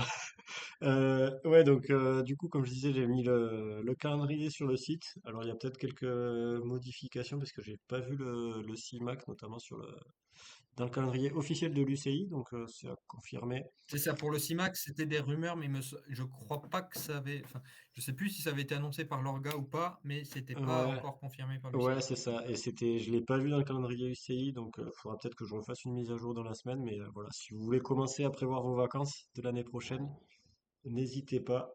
Mm. Euh, En sachant que d'ailleurs, dans quelques jours, on va avoir la présentation du parcours du Tour de France Femmes. En termes de Exactement, donc prévoir vos vacances, ça, oui, ben, ça on vous en parlera dans le prochain épisode, puisque c'est dans un peu moins de 15 jours maintenant. C'est bah, pas il me semble que cette... c'est dans 10 jours tout pile. Ouais, c'est ça doit être dans 10 jours. Donc c'est la semaine prochaine, le jeudi. N'hésitez pas aussi à poser votre fin de matinée pour écouter Marion Rousse.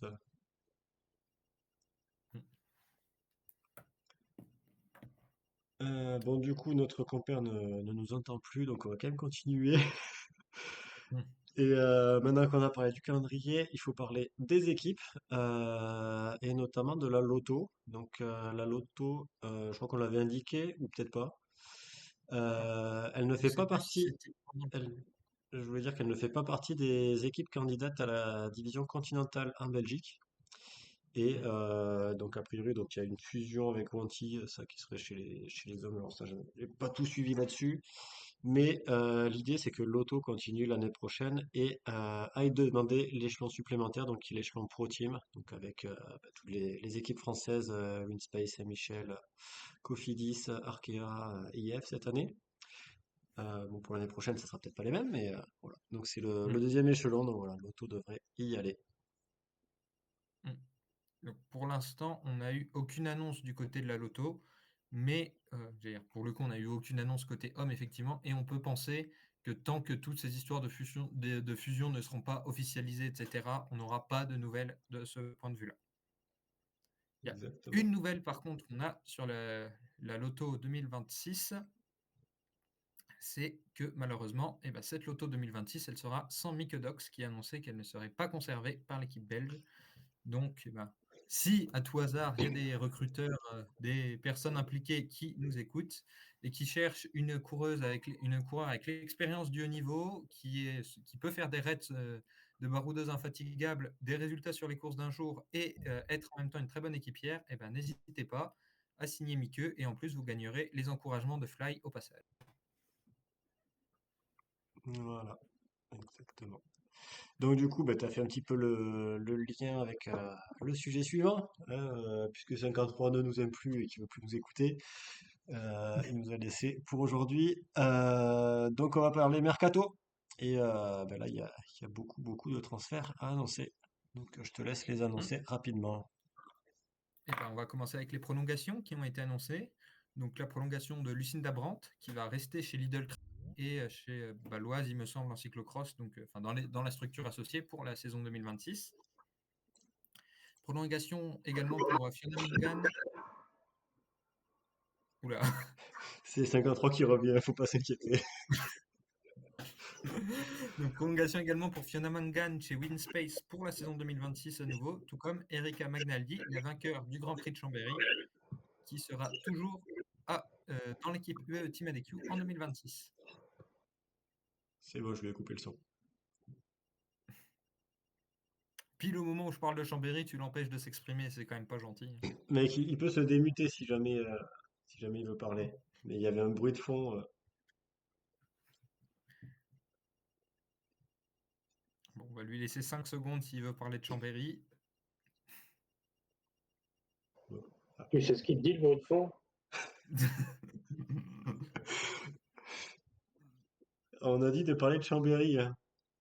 Ah, bon, bah c'est remute. Bon, bah c'est bon, vas-y, tu peux continuer alors. Enchaîne. Et ben, on va enchaîner avec les recrues, et notamment des recrues du côté de la Saint-Michel, donc qui annonçait deux recrues, deux Canadiennes justement ces derniers jours. D'abord le retour de Simone Boilard, qui va revenir au Bercail après 2 ans chez UnoX, et l'arrivée de Clara Aymont, vainqueur sur le Giro 2024 avec IF, donc qui ont toutes les deux signé pour 2 ans. Vas-y, enchaîne. Quand je suis pas là pour faire les transitions, il n'y a plus personne. Donc, On enchaîne avec un départ norvégien, puisque Camilla Ranesby va quitter la Team Cop après 2 années dans l'équipe. Elle a signé chez Baloise Minimax WB Ladies, qui, on rappelle, a candidaté au statut Conti l'an prochain. Et une autre équipe qui, elle, justement, a candidaté au statut Pro Team, ou du moins annonce vouloir le faire, c'est Ma Petite Entreprise, qui a annoncé ses 3 premières recrues. Donc, parmi ces recrues, on a 2 Arkea, Océane Mahé et Clémence Letimier, et également une coureure qui nous vient d'AG, qui est Margot Marasco, qui était cette année dans la Conti. Donc, Chez dans les la jeunes Devo d'âge. de Aline.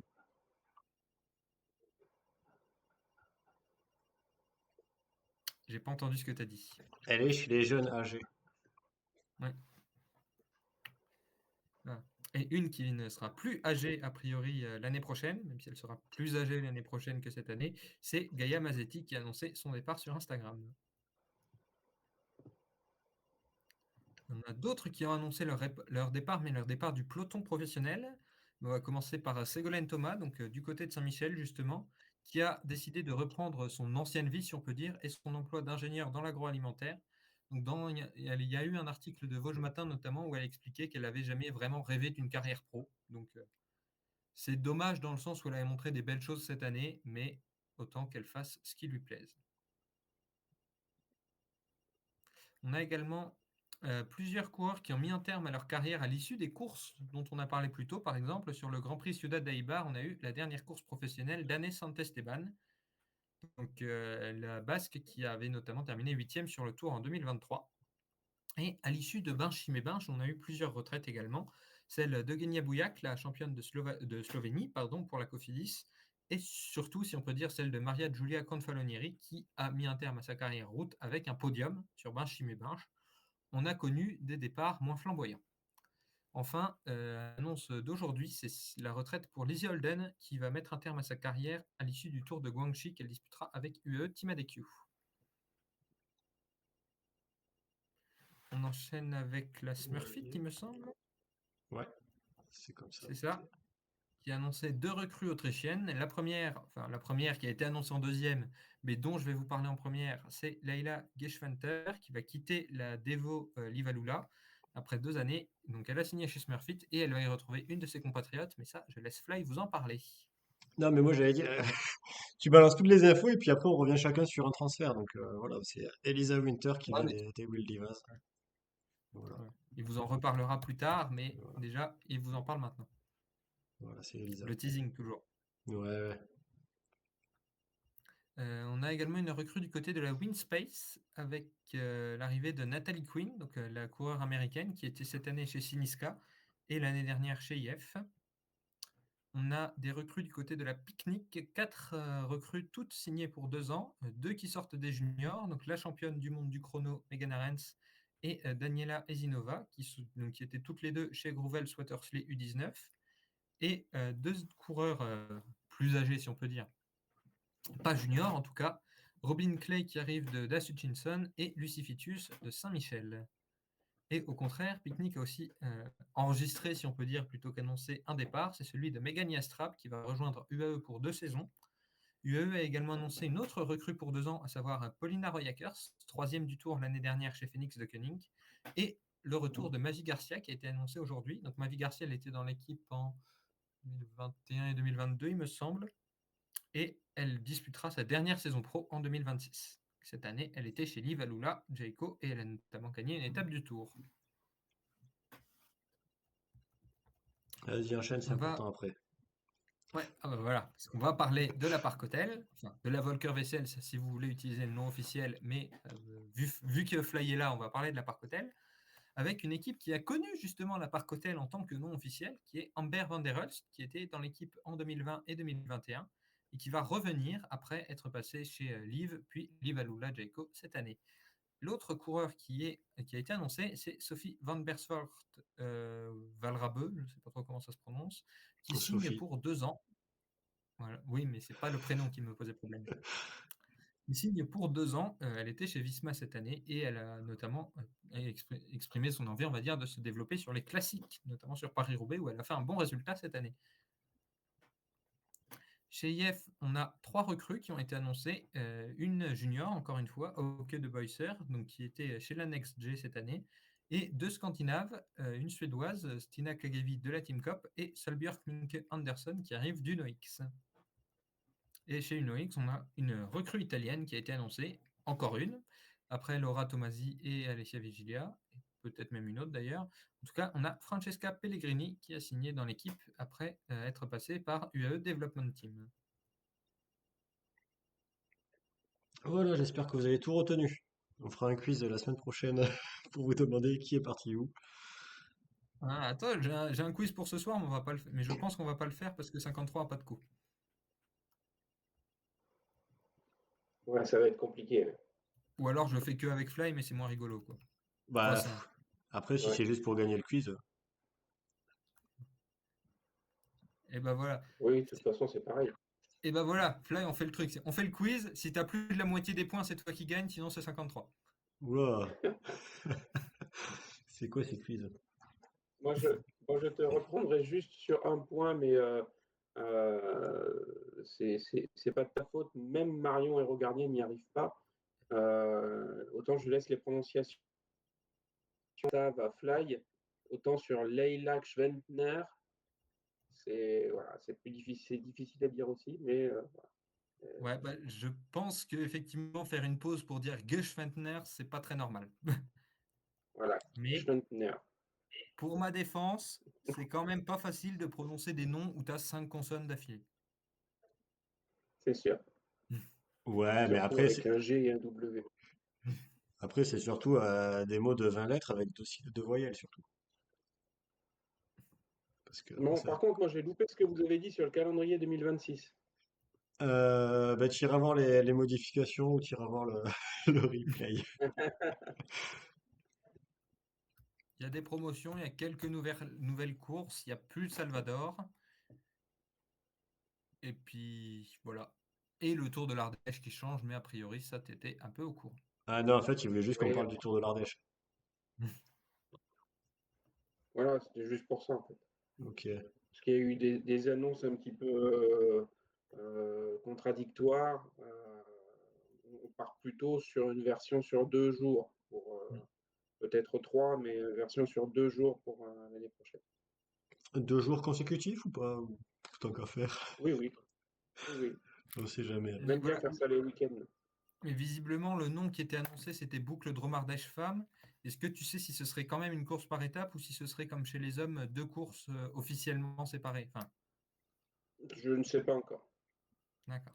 Parce que voilà, sur les informations qu'on a récoltées, c'était une course en 2.1, donc une course par étape. Mais de toute façon, on vous en reparlera en temps voulu. Tout à fait. Non, du coup, moi, ce que je voulais voir un petit peu vos transferts de la semaine. 53, tu dirais que c'est lequel? Bah, commence par les autres. Attends, moi j'arrive juste là. Bon, les autres, Cactus, ton transfert de la semaine. Bah attends, faut que je réfléchisse parce que pourquoi je suis en costume là? Ça peut être pour Simone, ça peut être pour Océane, Ah, mais ça va mec, on avait sûrement dit, il être. faut préparer les émissions, mince. Non, bah en plus de Hannes Esteban, mais c'est non, c'est une retraite, c'est pas un transfert, donc c'est un peu particulier. Je pense Bon, que ça ça va être compte, Océane tu peux le dire Mahé aussi. qui retrouve une équipe et qui lance le mercato de ma petite entreprise. Ouais, mais moi c'est celle que je voulais prendre aussi, pour Ah, bah. d'autres raisons, parce qu'elle m'a fait gagner un maillot, donc c'est sympa. Euh, Et bah et fallait bon, commencer.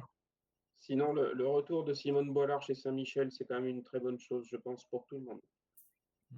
À part pour Espérons ceux que ça soit mieux qui que le confondent retour les de deux Clara Canadiennes. Koppenborg chez Cofidis cette année. Ouais. Enfin, si vous parlez en même temps, c'est moi qui vous comprends. Moi, j'ai entendu, c'est bon. Non, il disait, en espérant que ce soit mieux que Clara Koppenborg chez Cofidis. Et moi, je dirais que c'est une bonne nouvelle, sauf pour ceux qui confondent les deux Canadiennes qui viennent justement de rejoindre la même équipe. Il faut qu'il y en ait une qui gagne le championnat, comme ça ce sera plus simple. Ouais, mais après, de toute façon, tu me demandes dans le quiz laquelle qui a gagné, je te dirai l'autre. Hmm.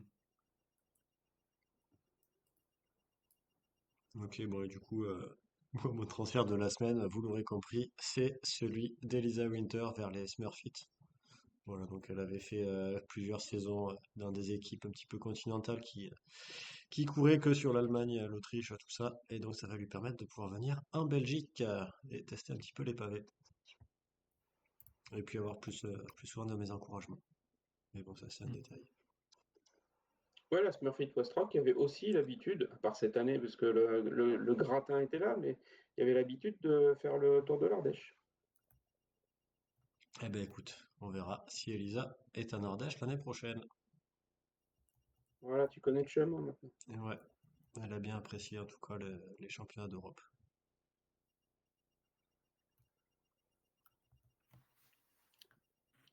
Très bien, Bon.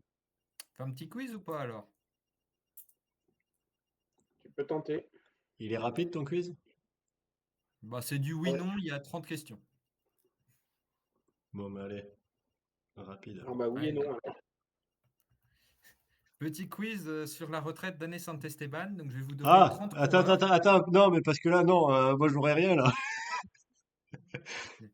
Laisse-moi finir les questions. Je vais vous Vas-y. donner 30 coureurs et vous devez juste dire si elles ont été coéquipières ou pas d'Anne Santesteban en équipe de marque. Ah, ok. Donc, sachant que pour essayer de faire bien, il y a 15 oui et 15 non. Ah, donc c'est là qu'on va faire entrer les probabilités. 15 billets. Euh, du coup, il y a un avantage pour celui qui joue en deuxième.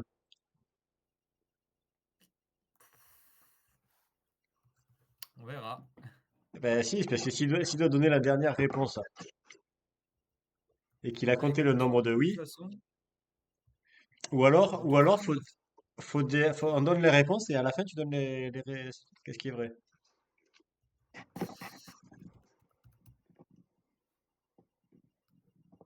ouais, bah pour la peine, tu vas commencer.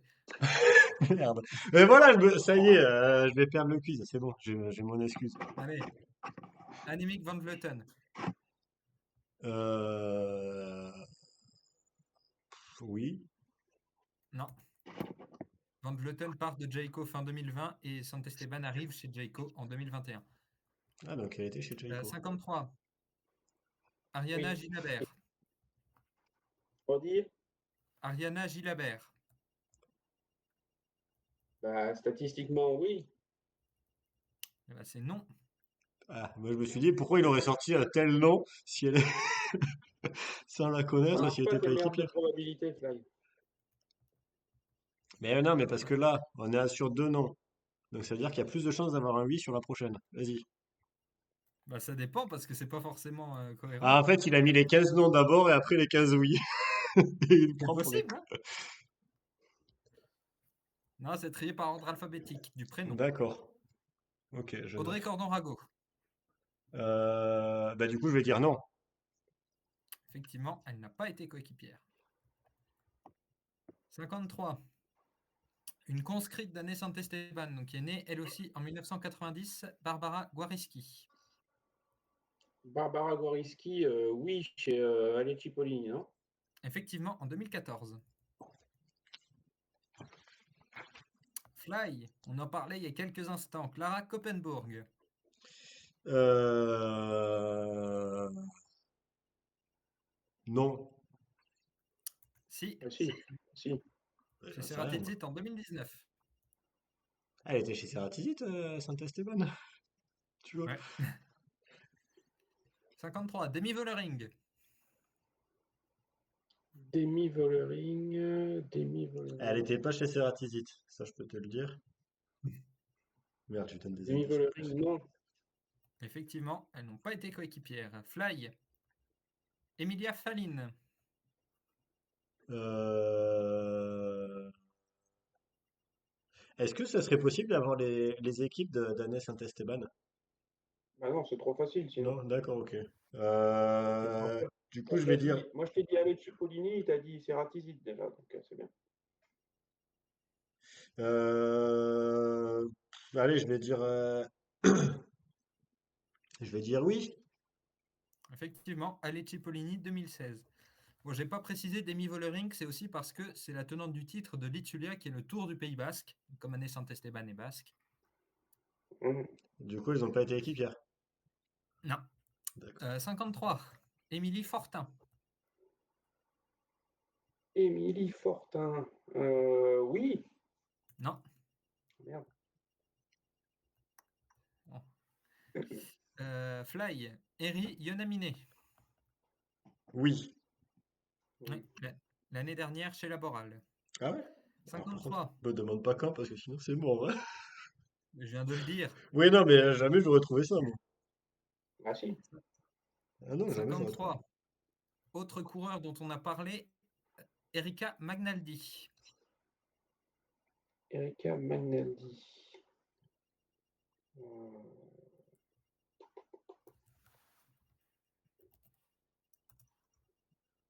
Bah non. Eh bien si, 2 ans même. 2 Ah ans bon? chez Ceratitit en 2019 et 2020. Ah ouais. Merde.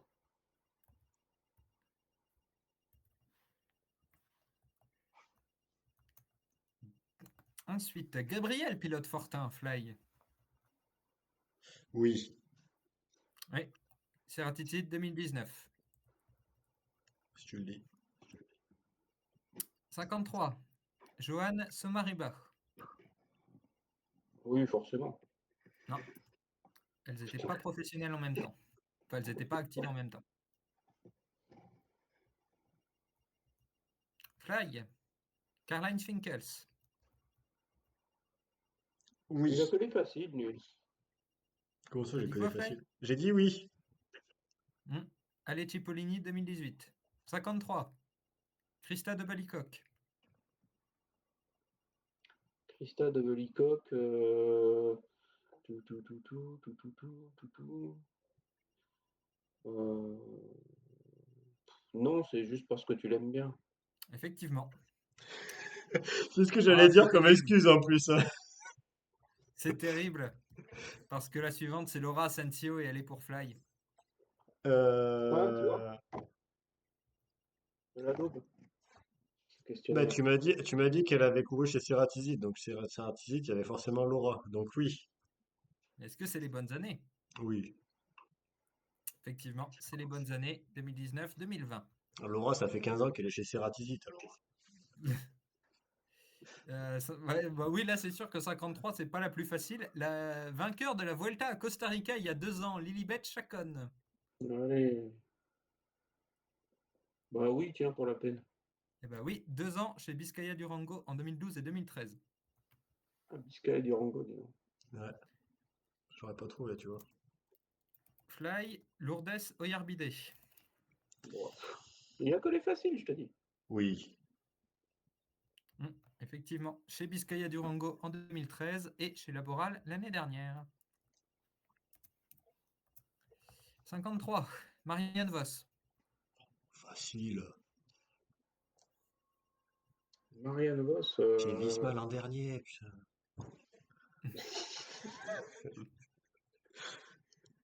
Ouais, mais elle est capable en plus. Oui, on va dire.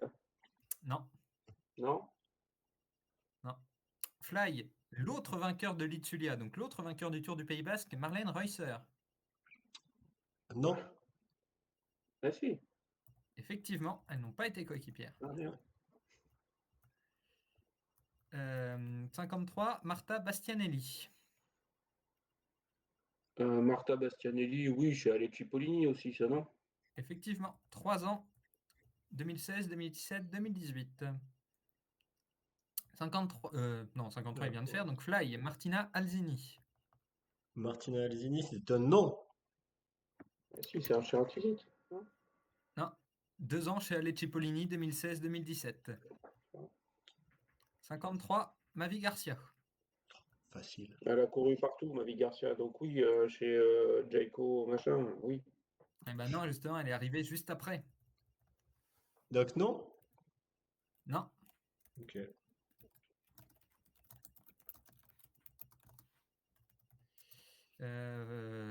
Fly, Nicolas Noskova. Je dis qu'il y a que les Nicolas faciles. Noskova. Attends, faut déjà qu'il se rappelle qui c'est. Ah si, je vois qui c'est, mais oui, c'est ta chouchoute, donc tu as choisi parce que c'est ta chouchoute, donc c'est un non. Effectivement, c'est un nom. 53, Sarah Martin, la championne d'Espagne en titre. Ça, il sait que j'aime bien Oui. les Movistar, donc. Bah non. Fly, qui aime bien les movie stars. Sheila Gutiérrez. Sheila Gutiérrez, oui. Forcément. Non. Non? Merde. Ah, Ah bon? non. Ah, ça aurait été bien qu'elle soit pour Fly, celle-là. Sylvie Swinkels. Oui. Non. Ah non, c'est Carlyle. Bah voilà. Alors, Anne Santesteban, elle a fait ses débuts en 2009. Donc, c'est sa première année après les juniors. Cette année-là, elle est au départ des mondiaux. Bon, elle finit pas. Et la vainqueur des mondiaux, c'est Tatiana Guderzo. Alors, est-ce que Anne Santesteban et Tatiana Guderzo ont été coéquipières? Ah putain, c'est le piège ça. Oui. Je veux dire oui. Effectivement, chez Ale Cipollini en 2014. 53. Daniel Campbell, dont Bah on a oui, parlé. chez Bike Exchange, machin et compagnie, ça, oui. Effectivement, 3 ans chez Bike Exchange, Jayco, tout ça. Fly, ça va être ta dernière réponse. Ah oui, je sais. Tu as 4 points d'avance. D'accord, donc j'ai Attention. gagné en gros. Mais non, parce que en fait là, vu que c'est ma dernière réponse, après ma réponse, 53 peut deviner enfin, il n'aura pas le choix quoi. S'il a bien Oui, calculé. Ah non, j'ai pas calculé, moi. En fait, bah, du coup, voilà. Si tu as ah oui, compté non, les oui et les non, voilà. Après, de toute façon, Bah, si si tu c'est dis bien que plus que deux oui. si ouais, si tu as de la bonne logique aussi, et le fait que moi je ne puisse pas savoir, ça te dira qu'est-ce qui reste. Donc moi Valentina, ce que je propose, c'est que tu donnes pas la réponse, c'est que tu donnes les deux noms, et on donne chacun notre réponse, et puis après tu donnes les réponses. C'est trop compliqué? Bon, bah vas-y, non, dis-moi je qui c'est. pense avoir compris. J'attends surtout l'avis de 53. Oh, je m'en fous, moi. Bon, de toute façon, Bon, il a perdu. Bon, s'il fait pas all-in sur la dernière, je m'en fous. Bah, sauf si je peux alors, répondre après, mais bon, vas-y, pose la Ah question. non, t'avais eh toutes ben, les faciles. Enfin, vas-y. vous allez répondre aux deux. Ok, Mais bon, ça changera rien, oui, sauf si de je toute mets des façon. points négatifs. Non, mais Donc, c'est bon, allez, fais un truc normal, j'ai gagné, et puis voilà. ouais, non, normal. Allez, Fly, Valentina Bastianelli. Valentina, la petite sœur de Martin? Visiblement, les dates de naissance ne collent pas. Donc la grande sœur, Non plus.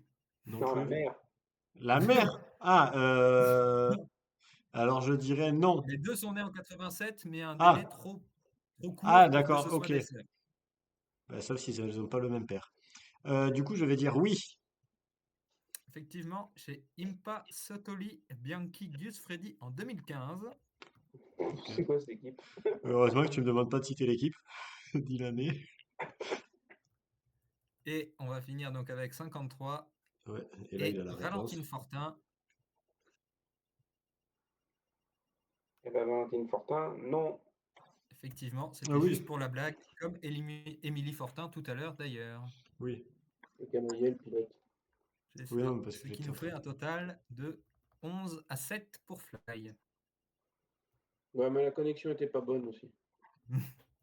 Alors, en termes de statistiques, j'ai eu plus de oui trouvé bon ou plus de non trouvé bon. On traitera ça hors direct, peut-être, non? Ok, ça marche. Allez, on va conclure là-dessus. Encore une victoire pour Fly. A Faut priori, vraiment tu as qu'on plus de arrête de oui. faire faut vraiment qu'on arrête de faire les quiz à Cactus. Ça m'était favorable. Bon, ça va. Bah, écoute, j'ai toujours la deuxième partie du quiz traduction, hein, où c'est tellement compliqué que, enfin, où Ah, mais c'est pas tellement la semaine n'importe quoi que prochaine. c'est pas possible. Voilà, fais la Les semaine rachats, prochaine mais alors. pas la semaine prochaine. La semaine prochaine, il n'y aura pas d'épisode. Et Voilà. on se retrouve dans 15 jours avec un Fly tout neuf. Ouais, je serais peut-être C'est repassé ça? au coiffeur. En Voilà. plus. Il est chez le coiffeur, mais c'est pas grave. Oui, je sais, j'ai fait exprès. C'est le sud-ouest. C'est au Pays Mais Basque, pour pareil. marquer le coup. Voilà. Allez, Bonne soirée à tous, bonne soirée à toutes. Merci de nous avoir suivis en live, merci de nous regarder en replay. On commence de nous écouter puisque moi je n'étais pas à l'image ce soir, mais vous verrez mes deux comparses. Et puis on vous dit donc à dans 15 jours pour un nouveau numéro du Chouchou de Cycling Club. Bonsoir messieurs. Salut! Ciao, ciao.